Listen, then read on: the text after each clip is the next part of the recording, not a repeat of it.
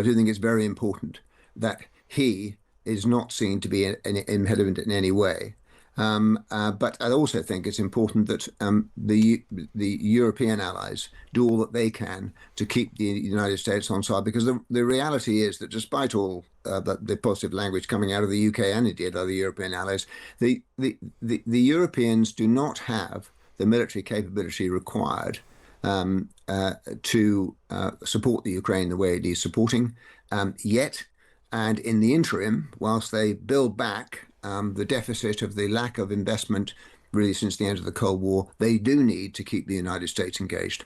Vladimir Putin has issued a call for direct talks with Ukraine in Turkey later this week. This comes after European leaders, backed by Donald Trump, met in Kyiv yesterday and issued a warning to Vladimir Putin that if he did not agree to an unconditional 30-day ceasefire, more sanctions would follow. Well, joining us now is General Sir John McColl, the former Deputy Supreme Allied Commander of NATO. Hello to you. Hello. Good morning. First of all, has this late-night news conference from Vladimir Putin given you any fresh hope that there could be an end to the fighting? Well, I think it must be viewed as positive. We've had a flurry of activity. We've had the EU leaders meeting in Ukraine, their suggestion for a 30-day ceasefire. And then initially from the Russians, from Medvedev, we had a response which was to, I think, shove it was the words he used. And then almost immediately after that, we had the late night conference from Putin suggesting a meeting on the 15th in Istanbul. So I think we have to take that as a positive. Of course, in the invitation to meet on the 15th, there was reference to the historic issues, and that would, of course, I think, involve Ukraine not being part of NATO, opposition to it being closer to the EU, and also a suggestion that any ceasefire can only be started if the West stops arming Ukraine. So there are a whole range of issues to deal with as we move forward. But I think actually that the key thing from the Ukrainian point of view and from Zelensky's point of view, and I see that he's responded positively to it, is that he must not be seen by President Trump as being an obstacle to any movement toward talks and peace. And so I think, generally speaking, I would describe it as positive. But of course, the devil is in the detail, and we'll see how it works out. Where do you think we should be in terms of supporting Ukraine's position? I mean, is it time now, as the Americans seem to be suggesting, for territorial concessions? And should the Europeans be prepared to consider those guarantees of limiting support for Ukraine and blocking it from joining NATO and the rest? Well, dealing with the first issue, your question about terrain, I think it is time to call for a ceasefire, and that ceasefire would inevitably fall upon the existing lines of contact across the front.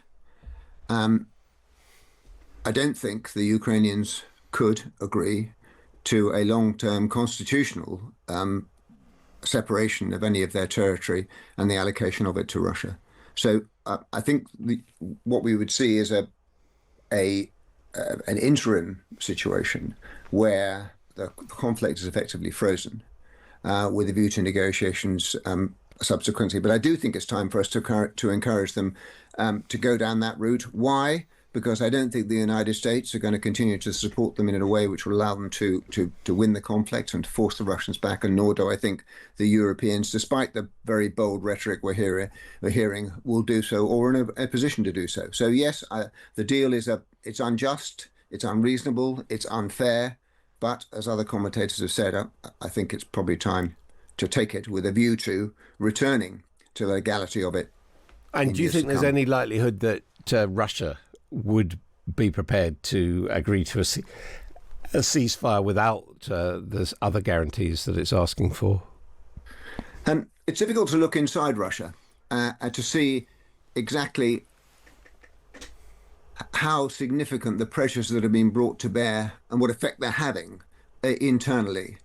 Clearly, that the casualties are significant. I've seen estimates that it's somewhere in the region of 900,000 dead and injured. That's a huge, huge number, even for a country the size of Russia. And then there are the economic impacts.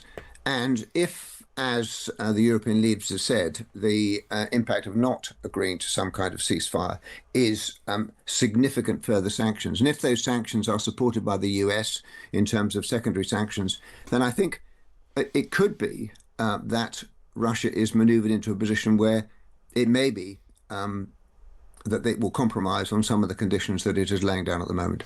Now, you obviously have dealt with the United States at NATO and elsewhere.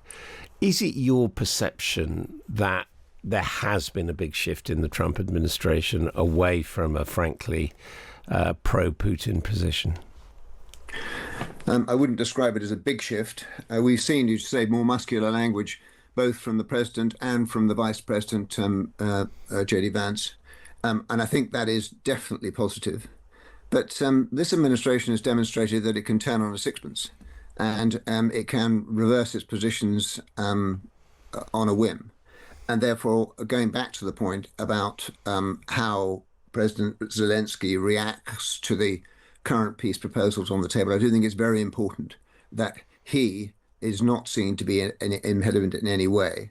But I also think it's important that the European allies do all that they can to keep the United States on side, because the reality is that despite all the positive language coming out of the UK and indeed other European allies, the Europeans do not have the military capability required to support the Ukraine the way it is supporting yet. And in the interim, whilst they build back the deficit of the lack of investment really since the end of the Cold War, they do need to keep the United States engaged. General Sir John McColl, thank you very much indeed for joining us.